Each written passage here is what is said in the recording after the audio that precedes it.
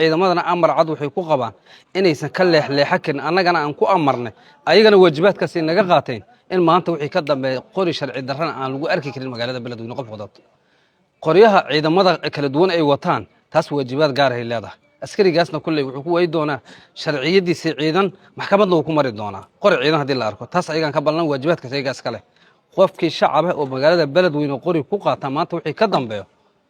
waajibaada laga gudan cid laga leexleexana cid laga cabsana ma jirto dadkani dhibaato lagu korhaya ayaga dhibaatadaas way ogsoon yihiin maanta in loo gargaaray mudahin in la dhibo ma mudno